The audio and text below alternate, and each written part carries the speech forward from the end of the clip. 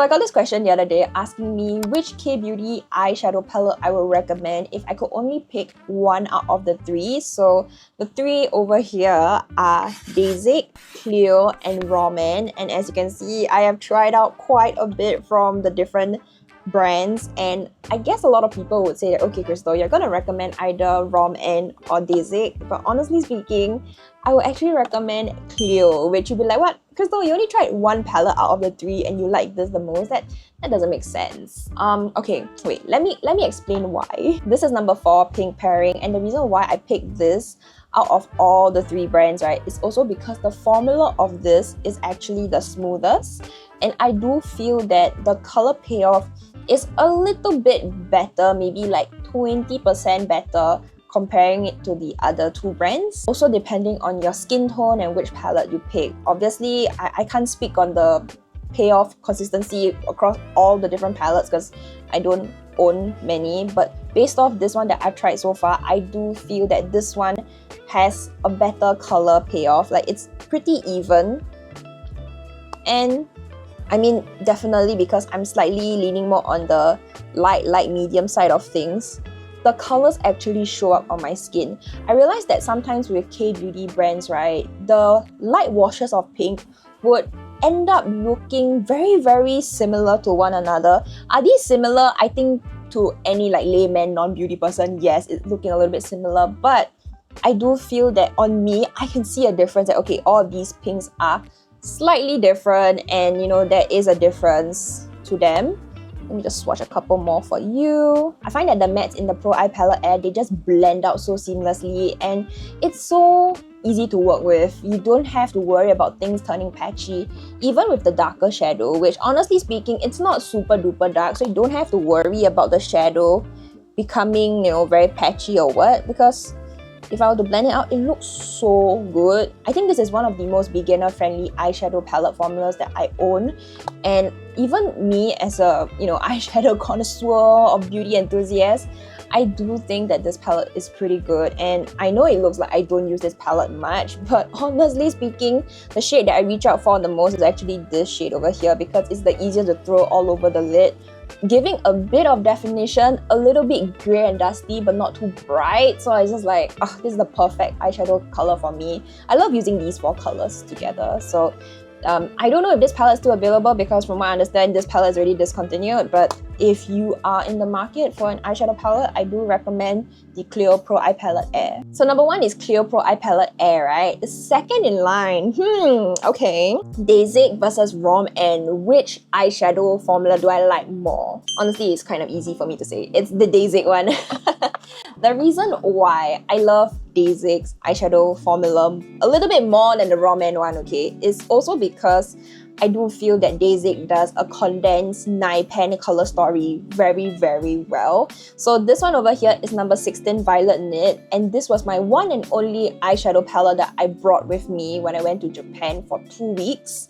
So this pinky purple mauve kind of color story is so up my alley, and I love this palette also because you get many different finishes. You get glitters, you get your mattes, transition shades, also some shimmer shades as well. So I think this was a really well done eyeshadow palette. I'm really happy to have it. And in terms of formula, I do feel that the Dasique formula is not necessarily bad compared to Clio.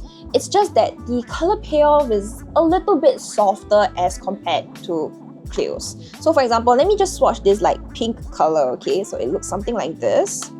Let me swatch it somewhere like here, okay? So this one is Dasique. Not exactly similar, but maybe like something like this, maybe. Swatch this color. You can see like a side by side. The difference. Clio one, it just looks just a tad bit smoother, and the color payoff is also higher. But honestly, the Dasique shadows are actually pretty nice as well. It's just softer. And I think one factor a lot of people consider and factor in as well is the cost, which is very valid. So the Dasique one is 9 shadows and this one is 12 shadows.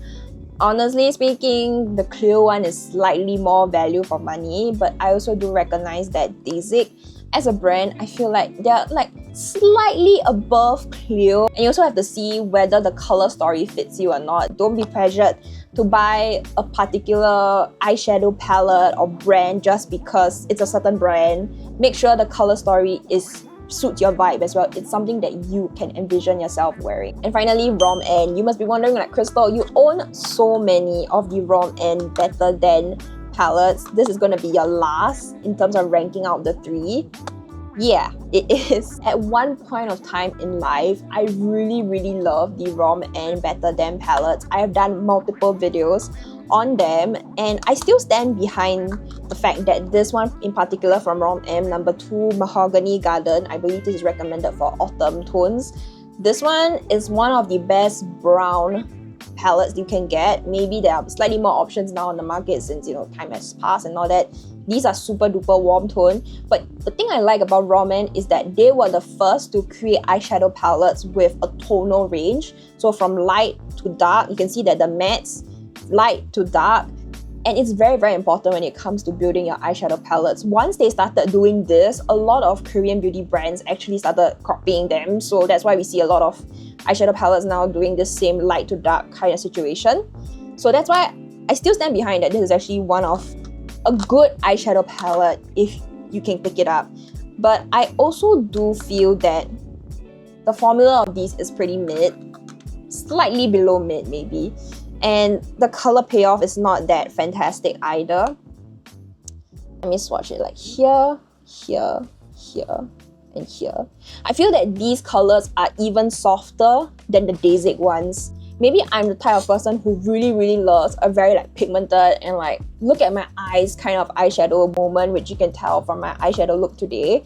But I do feel that these just aren't the most intensely pigmented Korean eyeshadows. I know Korean eyeshadows generally are just like washes of color, right? But ROM N is really on the scale of like a barely there kind of situation. I really do like this palette from ROM N, number 6, Peony Nude Garden. This was actually recommended to me after getting my personal color done in Korea.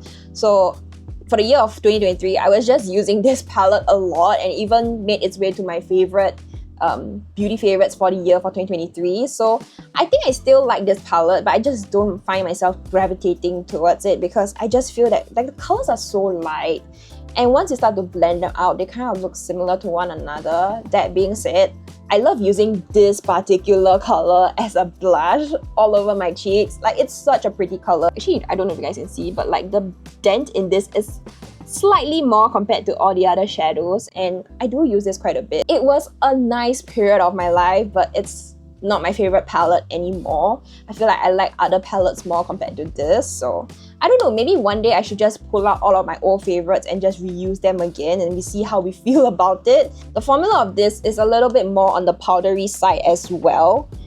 It's just not as oomph that I really want. Dasique, at least there's like something to it, like this color over here, but then when I swatch all the other colors, like right over here, nothing much really shows. I'll give credit where credit is due. The Chronami palette from ROM N, right? ROM N is truly the brand that starts to innovate like a lot of new color stories, and then a lot of people, a lot of brands will start to copy and follow them.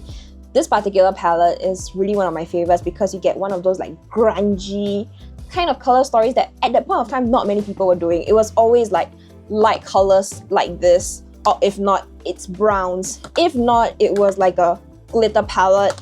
If not, it's pink. Like, K-beauty back then was just so afraid to do something a little bit different, a little bit darker, and I think ROM N really nailed it with the Chronami palette. You can see that I swatch out these colors, the dark colors, right? There's still that whitish tone to it a little bit. I don't know what is it with ROM N and their colors, and you probably have to build it up a little bit to get a deeper, darker pigment. Let me know, do you agree, disagree, and did I mention any of your favorites today? I'd love to hear from you guys, and I'll see you guys in my next video.